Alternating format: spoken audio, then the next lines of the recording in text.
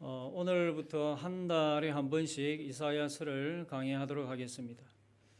이사야서는 신구약 성경의 축소판이라고 보기도 합니다. 왜냐하면 신구약 성경 전체가 66권이죠. 그런데 이사야서가 66장으로 되어 있습니다.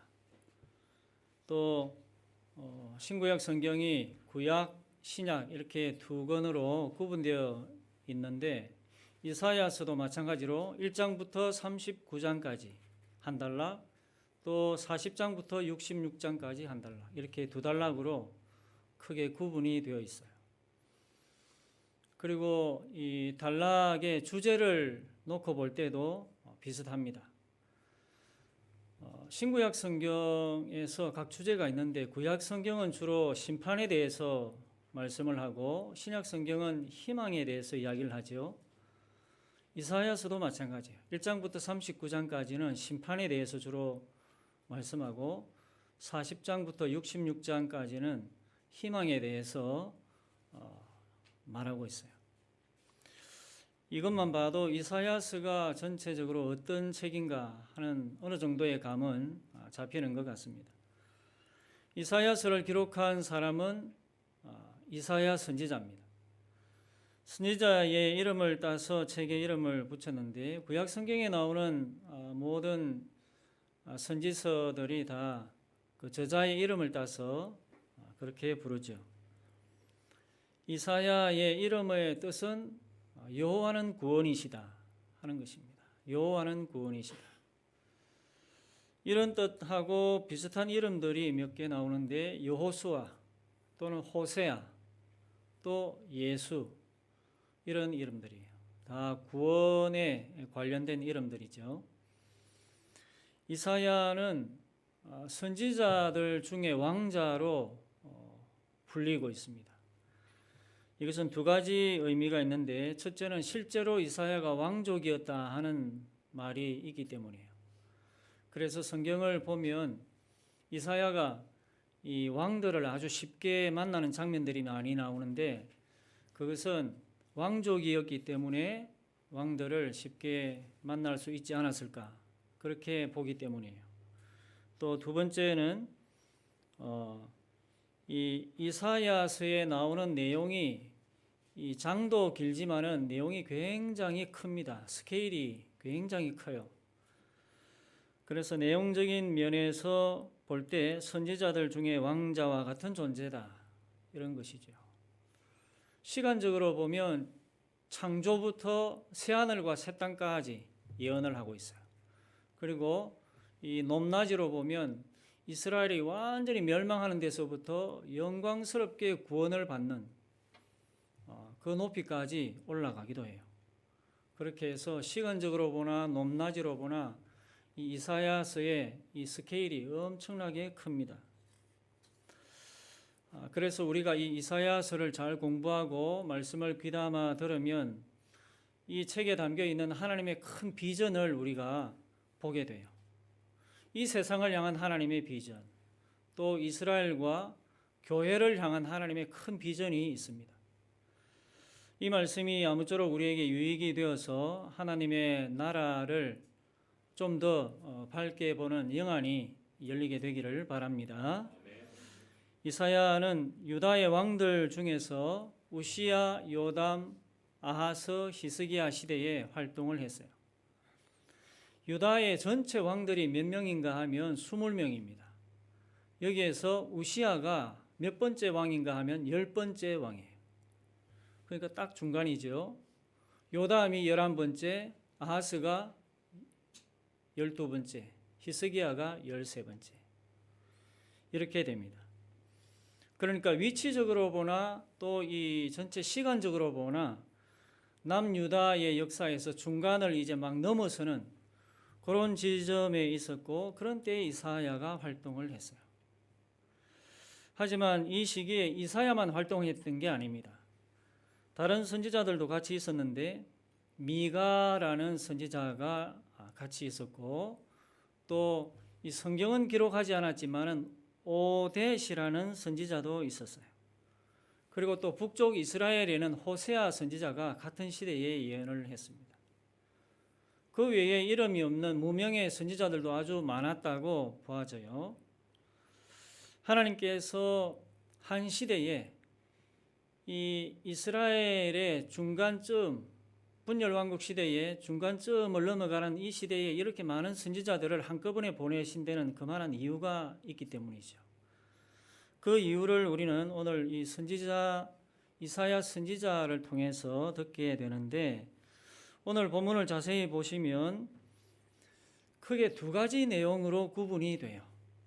2절에서 9절까지, 또 10절에서 17절까지인데 이 각각의 내용을 한 단어씩으로 표현을 하라, 누가 그렇게 묻는다면은 2절에서 9절까지는 진단, 그리고 10절에서 17절까지는 처방, 이렇게 내릴 수 있어요. 그러니까 진단과 처방이죠. 진단과 처방, 어디서 많이 듣던 말이죠. 어디에 가면 많이 듣는 말입니까? 병원에 가면 진단과 처방을 들어요. 의사 선생님이 이제 환자가 들어오면 환자를 진단을 하죠. 그 다음에 처방을 내리지 않습니까? 꼭 그런 식이에요. 우리가 지금 어느 병원에 있다고 한번 상상을 해봅시다. 어느 병원에 있다. 그리고 그 병원에서 어느 날 일어난 일을 기록하고 있는 그 일지를 지금 우리가 보고 있다. 그렇게 생각을 해보면 오늘 본문 전체가 간단하게 그림으로 딱 한눈에 들어오게 돼요. 병원이라 했으니까 의사가 있을 것 아닙니까? 의사가 누굴까요? 하나님이 되시는 거죠. 의사가 하나님이고 간호사도 있겠죠. 간호사가 그러면 이사야가 되는 거예요. 간호사가 이사야가 되기도 하고 혹은 또 보호자가 될 것도 같아요. 그리고 환자가 들어오는데 그 환자가 누굴까요? 이스라엘이에요. 이스라엘. 오늘 본문에 등장하는 이 유다, 좀 넓게 보면 이스라엘. 그런데 이 환자의 상태가 말이 아니에요. 5절 6절에 이 환자의 상태가 나오는데 5절 중간부터 보면 온 머리는 병들었고 온 마음은 피곤하였으며 발바닥에서 머리까지 성한 곳이 없이 상한 것과 터진 것과 새로 맞은 흔적뿐이거늘 그것을 짜며 싸매며 기름으로 부드럽게 함을 받지 못하였도다. 이게 환자의 상태예요. 또 8절에도 나와요. 딸 시온은 포도원의 망대같이 참외밭의 원두막같이 애워싸인 성읍같이 겨우 남았도다. 그래서 머리며 마음이며 발바닥에서 머리까지 막고 터져서 엉망진창이 된 상태, 이게 환자의 상태. 또 이 환자의 집에 있는 것도 거의 다 빼앗겨 버렸어요. 거의 지금 빈 털털이 상태가 되었어요.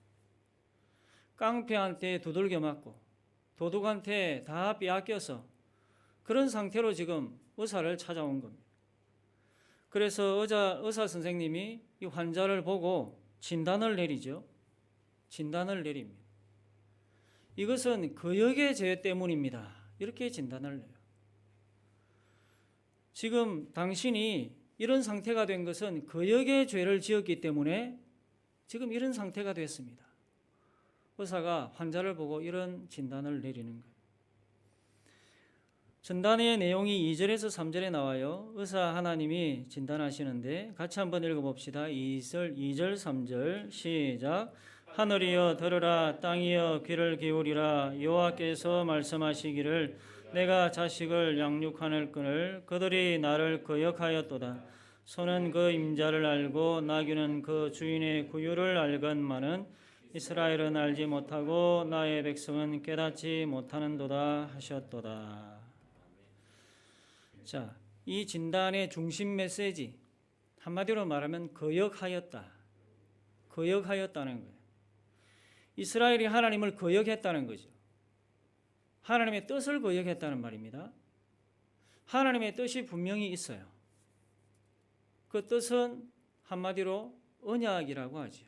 언약. 그런데 한번 이 뜻을 거역한 것 때문에 이런 말씀을 하실까? 아니죠. 한두 번 거역하면 하나님도 좋게 말씀하십니다. 하지만 한두 번이 아니고 계속해서 거역해 왔기 때문에 이런 말씀을 하시는 거예요. 이스라엘이 하나님과 언약을 맺었습니다. 시내산에서 언약을 맺었습니다. 그때로부터 시간을 치면 이사야 선지자가 활동하던 그때까지 몇 년이 되느냐? 거의 한 700년 정도가 돼요. 시내산에서 언약을 맺을 때가 주전 1446년이 돼요.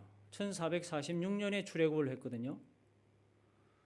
그때부터 해서 이사야가 활동하던 시기가 대강 주전 750에서 700년 그 정도로 잡으면 700년이 넘어서는 겁니다. 그 기간이. 물론 700년이 되기 전에도 많은 선지자들이 나타나서 하나님의 뜻을 거역하지 말라 계속 경고하고 했는데도 그게 지켜지지 않았기 때문에 700년 또 800년 860년까지 가서 결국 이 나라가 멸망하게 된 거죠. 이런 이스라엘을 보게 되면 하나님이 이스라엘을 택한 것이 이스라엘이 잘나서 택한 것이 아니라는 게 명확하게 드러나요. 이스라엘이 다른 민족보다 심성이 좋았거나 또 종교심이 뛰어났거나 그렇게 해서 선택한 것도 아니고 또 똑똑했거나 야무졌거나 했던 것도 아니었어요. 그저 죄 가운데 있었고 타락한 본성으로 또 이방민족이나 전혀 다를 바 없는 그런 쓸모없는 민족이었는데 하나님께서 일방적인 사랑으로 또 일방적인 선택으로 구원해 주시고 자녀 삼아 주셨던 것이죠. 여러분, 우리도 마찬가지 아닙니까? 하나님이 우리를 자녀 삼아 주셨는데 우리가 다른 사람보다 지금 교회 안 다닌 다른 사람보다 마음이 착해서일까? 똑똑해서일까? 심성이 비단결같이 고왔을까? 아닙니다. 또는 말 잘 듣고 순종할 것 같아서 우리를 뽑아 주셨을까요? 일방적인 사랑으로 하나님께서 일방적인 은혜로 우리를 구원해 주신 것이죠.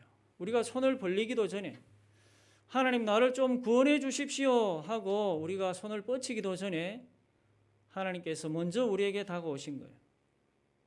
그래서 우리 마음 문을 두드리시고 그 두드리는 소리를 우리는 마음으로 들었던 것이죠. 그래서 우리 마음의 문을 스스로 열 수 있도록 하나님이 믿음을 우리에게 주셨어요. 그래서 예수님을 영접하게 만들어서 하나님이 우리를 자녀로 삼아 주신 거예요. 이런 과정으로 우리가 하나님의 자녀가 된 것이지 이 하나님의 자녀가 된 모든 일에 우리 힘으로 된 것은 아무것도 없습니다. 이스라엘도 마찬가지예요. 그렇기 때문에 우리고 이스라엘이고 하나님 앞에서 자랑할 것이 전혀 없다는 것. 그래서 우리는 늘 그 은혜에 감사하는 마음으로 또 하나님의 사랑을 찬송하는 마음으로 겸손하게 그렇게 살아야 되는 것이에요. 그런데 이스라엘은 이런 은혜를 가볍게 여겼다는 거죠. 이런 은혜를 가볍게 여겼다. 그리고 하나님의 뜻을 계속 거역해 왔어요. 한두 번도 아니고. 그렇기 때문에 그동안 매를 너무너무 많이 맞았습니다. 하나님이 때리셨어요. 우리도 집에서 애들 말 듣지 않으면 엄마 아빠가 때리죠. 하나님도 때리십니다. 이런 걸 조금 어려운 말로 하나님의 인격성이라고 합니다. 하나님이 사람은 아니지만 우리를 대할 때 마치 사람인 것처럼 대하시는 경우가 있다는 거예요. 항상 그런 건 아니지만 그런 경우가 있어요. 신성으로 충만하신 하나님이 마치 인격을 가진 사람처럼 그렇게 우리를 대하시기 때문에 우리는 하나님을 인격적인 하나님이다 또는 아버지다, 하나님 아버지다 이렇게 부르는 거예요. 이런 하나님의 인격성을 우리가 살아가면서 많이 느끼고 체험하면 하나님과 가까워집니다. 하나님이 진짜 살아계신다는 것을 알게 되고 하나님과 친밀해져요. 그러려면 기도를 많이 해야 되죠. 하나님과의 대화가 자주 있어야 됩니다. 그래서 공부할 때도 기도하고 또 일할 때도 기도하고 또 식사할 때도 음식 주신 것에 대해서 감사 기도하고 또 어디를 갈 때도 늘 기도하는 이런 기도의 습관을 우리가 길러야 돼요. 그래서 기도를 통해서 응답을 받으면서 하나님이 내 기도를 들으시는구나. 하나님이 지금도 내 기도를 듣고 계시는구나 하는 이 느낌을 받게 되면 그때마다 하나님과의 친밀감이 더해지는 거예요. 다른 방법으로는 친밀감이 쌓일 수가 없습니다. 오직 기도 응답을 통해서 이 친밀감이 더 깊어져요. 그리고 하나님이 인격적이라는 사실을 온몸으로 배우게 돼요. 이렇게 배운 지식은 절대로 없어지지 않습니다. 우리가 머리로 배우는 성경 공부나 교리는 시간이 지나면 또 기억도 안 나고 까먹기도 하는데 이렇게 몸으로 배운 지식은 우리 뼛속 깊이까지 새겨지기 때문에 절대로 까먹지 않아요. 이게 진짜 산 지식이죠. 하나님을 살아있는 지식으로 배우는 거예요. 우리에게 이런 산 지식이 날로 날로 더해지는 은혜가 있기를 바랍니다. 자, 이번에는 의사 선생님이 처방을 내려주세요. 진단을 했으니까 진단은 거역했다. 네가 나를 거역했다. 이것이었고 처방을 내리시는데 하나님이 환자 이스라엘을 진단하고 이제는 처방을 내리시는데 좀 늦은 감이 있지만 그래도 이렇게 살면 살아날 수 있다 하는 이런 처방이에요. 크게 두 가지 내용인데 첫째는 예배부터 제대로 드리라. 이게 하나님의 첫 번째 처방이에요. 예배부터 똑바로 드리라. 이겁니다. 11절에서 15절까지 나와요. 11절에서 15절까지 교독을 합시다. 시작. 제가 먼저 읽겠습니다. 여호와께서 말씀하시되 너희의 무수한 재물이 내게 무엇이 유익하뇨? 나는 순양의 번제와 살찐 짐승의 기름에 배불렀고 나는 수송아지나 어린 양이나 순념소의 피를 기뻐하지 아니하노라. 너희가 내 앞에 보이러 오니 이것을 누가 너희에게 요구하였느냐? 내 마음만 밟을 뿐이니라. 헛된 재물을 다시 가져오지 말라. 분향은 내가 가정이 여기는 바요. 월삭과 안식일과 대회로 모이는 것도 그러하니 성회와 아울러 악을 행하는 것을 내가 견디지 못하겠노라. 내 마음이 너희의 월삭과 정안절기를 싫어하나니 그것이 내게 무거운 짐이라 내가 지기에 궁리하였느니라. 같이 읽습니다. 너희가 손을 펼 때에 내가 내 눈을 너희에게서 가리고 너희가 많이 기도할지라도 내가 듣지 아니하리니 이는 너희의 손에 피가 가득함이라. 아멘. 자, 여기 보면 이스라엘이 그동안 뭘 열심히 했다는 거예요. 그게 뭐지요? 제사를 아주 열심히 해왔어요. 몸에 밴 게 이거밖에 없는 겁니다. 몸에 밴 게. 아침 저녁으로 제사 드리고 또 안식일마다 또 월삭, 매월초 월삭마다 그리고 1년 내내 각종 절기들이 많은데 이런 절기들로 짐승을 잡아서 곡식을 볶아서 제사 드리는 데는 이제 도사가 다 돼버렸어요. 700년 동안 해왔으니까. 도사가 된 건 좋은데 이 몸을 놀리는 데만 도사가 됐다는 게 문제예요. 마음이 없다는 거죠. 마음이. 하나님을 사랑하는 마음도 없고 뜻은 거역하면서 향만 피워대고 또 순종은 안 하면서 애꿎은 짐승들만 날마다 죽이는 이런 제사가 이제는 지겹다, 역겹다 이렇게 하나님이 말씀하셔요. 우리도 예배를 이 말씀에 근거해서 볼 때 잘 드려야 되겠습니다. 교회를 오래 다니다 보면 우리 몸에 배이는 게 있어요. 예배가 배입니다. 예배 시간이 몸에 배고 예배 순서가 몸에 배요. 그래서 계속 다니다가 주일 11시에 집에 한번 있어 보세요. 몸이 이상합니다. 그리고 또 예배 순서가 어느 하나 딱 빠졌다 그러면 몸이 바로 알아버려요. 인도자보다 더 잘합니다. 이렇게 잘 아는 게 잘못된 건 아니지만 문제는 마음을 다해 예배를 드리고 있는가. 이게 문제죠. 사람이 어떤 일이든지 오래 하다 보면 익숙해지고 몸에 배는 것은 당연하죠. 처음에는 어떤 일이든지 얼마나 집중해서 합니까? 집중해서 하고 마음을 다하고 심혈을 기울여서 그렇게 하다가 그게 오래되면 이제 익숙해지는 겁니다. 익숙해지는 것은 좋은 거죠. 그러면 그때부터는 집중을 그렇게 안 해도 또 마음을 그렇게 안 기울여도 자연스럽게 되는 거예요. 세상적인 일들은 이래도 되는데 문제는 예배는 이런 식으로 드리면 안 된다는 거예요. 이런 예배는 하나님이 싫어하시고 안 받으신다는 겁니다. 그래서 이런 예배에 배불렀다 이렇게 말씀하잖아요. 내 마당만 바른다. 마음 없이 드리는 예배, 그 예배 드리러 왔다 갔다 하니까 내 마당만 바른다고 하나님이 탄식하시는 거예요. 우리가 드리는 예배가 이런 예배 되지 않도록 우리는 마음과 뜻과 정성을 다해 예배에 참여해야 되겠습니다.